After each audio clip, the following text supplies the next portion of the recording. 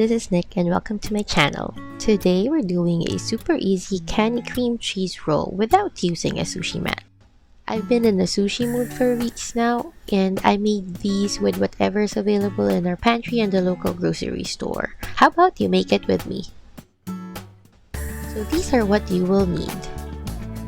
The first ingredient you'll need is rice. Since we're making this out of whatever we have in our pantry, I just opted for our regular rice, which is actually a medium grained rice, which is good for this one anyway. You don't need to buy anything fancy because we're trying to save, right? Next is your crab sticks or your Kani, which you can actually buy from most groceries here in the Philippines. I highly recommend this Ichiban brand. It's really tasty and the quality is really nice. And you see this orange part of that's at the entire covering the entire crab stick, not just the top. And it's just really yummy. Trust me, this is like the best crab sticks that I've ever tasted that I bought from a grocery. Next is vinegar. Usually you would use sushi vinegar, but I didn't have any, so I used white vinegar. I also have this mirin for some extra sweetness. You can use sugar. And then I have this fine table salt for seasoning the rice. And then of course you'd need your nori or your seaweed wrapper. I'm actually using a Korean one for their bibimbap, and because there's a Korean store nearby, so that's easily accessible to me. And then you need some cream cheese in a pack, or you can do the ones in a jar, but this one tastes yummier. And then you'd also need some Japanese mayo. This one is actually Korean mayo because I have a hard time finding Japanese mayo nowadays with all that baked sushi craze. I like Japanese mayo better because this Korean one tastes more creamy than the Japanese version, but this will work. Also, regular mayo would work. So now is the fun part, making the sushi. So in a bowl, put your rice in, probably like a cup of rice, and you just have to estimate how much rice you're gonna need for your rolls. I'm doing 2 rolls, one for me and one for my husband. So I'm putting around like a cup and a half of rice, cooked rice in here, and I'm just not squishing, but I'm just like poking the rice to, I don't know what you call it, but that's what we Asians do with our rice anyway. This makes the rice fit in the bowl better. That's just really it.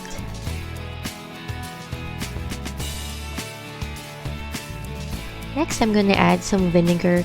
You should use sushi vinegar if you have it available or it's accessible for you to buy, but if you don't, white sugar or cane sugar, distilled sugar is fine. You want to add some sourness to add to that depth of flavor. I think it's one of the hallmarks of Japanese food is that they cover all of the base flavors. That's why it's so yummy and appetizing. So you'll have sweet, you'll have sour, you'll have salty in this dish. I'm adding mirin, and that is for the sweetness because mirin is like a little sweet, but you don't have to add it. It's not part of a regular sushi making ingredient. I just want to add it instead of water with a little sugar. After pouring all those liquids in, I'm not actually gonna mix the rice. I'm gonna pop this in the microwave for like 2-3 minutes just to heat it up. You want your rice hot so that your nori will like activate and seal itself. The next, I'm getting my crab sticks. These are actually frozen because we store ours in the freezer. I'll just remove the plastic wrap, and I usually use 2 crab sticks per sheet. So it's like one. It's perfect for the size of the nori. So, but I'm adding an extra because I like eating the extra crab stick. So I'm actually using 5 here, or removing the plastic for 5 crab sticks. I will also pop this in the microwave because I want everything to be warm or hot so that the nori won't become cold and it will activate properly. So everything's done. I will just give this rice a quick mix to mix that vinegar that we heated and that mirin. I'm also gonna add some salt later on to flavor it. I didn't add the salt before microwaving because I want to add it as I mix it so I could taste how much salt I need to add into that sushi. And the reason for that is so that I could taste it as I mix it, and also I'll taste this before I add the salt because I want to know if I need to add more rice because I added too much vinegar. But for this one, it's actually perfect. So there's just a hint of sourness. You barely notice the sweetness, but it's okay. It's just a little hint, and then also a little saltiness to boost the flavor of the crab stick because you don't have any other flavor here, just the crab stick and the cream cheese. So just make sure you mix that properly, but don't mix it to the point that you'll break the rice down or cool it down because you need it. Definitely, you'll need it warm. So now it's time to assemble the sushi. I don't have a bamboo mat or sushi mat, but I'll teach you how to roll the sushi later. But for now, grab your nori and put it on your plate. The nori actually has two sides, a smooth shiny side and a rough side. You want the rough side in, shiny side out. Or at least that's how I think it should go. I position the nori around the middle of the plate, and then I make sure to fill the rice, not the entire way through, but like just 3/4 of the way. Usually you should do this with your hands, with wet hands, but I opted to actually use a paddle because I am touching my phone from time to time, and I just don't wanna contaminate my phone actually with rice. So I make sure I wash my hands whenever I touch my phone and then touch the food, but sometimes I would touch my phone after touching the food, so I don't want to mess my phone so much. Anyway, just spread the rice. It's better to use wet hands to spread it better and to not break the rice. Next, you're gonna add some mayonnaise, and usually when I make this, I don't use any fancy tool. I just squirt it around the rice and that's it. But here I'm gonna use a butter knife and spread it. I like how the mayonnaise tastes like, especially if it's Japanese mayonnaise, so I put a lot. If this looks like a lot to you, I'm sorry.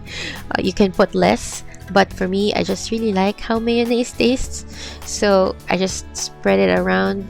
But usually I don't, just for the purpose of this video, so you know that you're supposed to spread it. Next, I grab my cream cheese. It's better to use this block so that you can have like thick blocks, mounds, heapings of cream cheese at every bite. So I just like cut them into strips and lay them down there on my sushi. So this will go beside the crab stick later. And it's a little tricky to slice soft cream cheese. Don't be afraid to use your hands. Just make sure your hands are clean. COVID or no COVID, you should always wash your hands, especially when handling food. And then next, grab your crab sticks. You need 2 sticks. Oops, the one of the orange parts got left. It's stuck onto the other ones. Anyway, let's put it there. You'll need 2 to be able to like do the entire length of your nori. So just put it beside the cream cheese like that. And then I'm gonna go wash my hands because I like having clean hands, and also because you don't want some rice to stick on your hands, and having wet hands will prevent that from happening. So to roll it, you just pick up the edge where the stuff is in and push it down. Try to turn it into a roll, but also press down. So you want to compress the entire thing. Use your palms because you don't have a sushi mat to make this like a balanced or balanced weighted way to roll. So you really have to use your palms here and just keep on rolling it. Everything needs to be warm so that the nori will activate and stick on itself and hold its shape. If it's cold, it won't do that, or if it's room temperature, it won't do that. And so just give it time to rest. Give your sushi time to rest and adhere and activate the nori, make it tighter. And now we're gonna do another roll. So just follow the steps. Put on some rice, put on your mayonnaise, put the cream cheese, put the crab stick, and then roll it really tight. Then just wait for it to activate or just tighten it and make it easier to slice. The slicing is actually the trickiest part of making the sushi. I usually don't slice mine and just bite it off. For slicing, you'll need really sharp knife. And my knife isn't that sharp, and you'll see it in this video. To know if your knife is sharp, it should be able to easily slice through the skin of a tomato. If it requires you to wiggle that knife a bit, it's not sharp. And it's just like my knife, which is actually the sharpest knife that I could find in our house. So the key here is to not press hard on your sushi so that the insides won't come out. It's actually also advisable to rest your sushi for a while. I think, if I remember correctly, you should wait until it's not hot or warm anymore. But I couldn't wait. I just packed away everything and then sliced it away. You'll see me moving away frequently while slicing the sushi. This is because I kept wetting my knife with water. So I kept rinsing my knife and removing whatever residue is left of the rice, of the mayonnaise, of the cream cheese. I take it off so that it doesn't stick to the other side or the sushi, and it would actually slice better. And so I guess that's it. That's really the secret in slicing sushi. A super sharp and wet knife. Now I'm adding some Japanese chili powder that we have in the house. You don't have to add it, but I just find it really aesthetically pleasing but also very yummy. And here I just took out a Japanese inspired plate to put my sushi on. You'll see me moving the sushi around a bit, trying to find a nice balance for taking a photo as a thumbnail of this video, and also to post on Instagram. And that's it. So that's how you make a really easy Kani cream cheese sushi. If you like this video, please hit like and subscribe. Thank you for watching. Bye!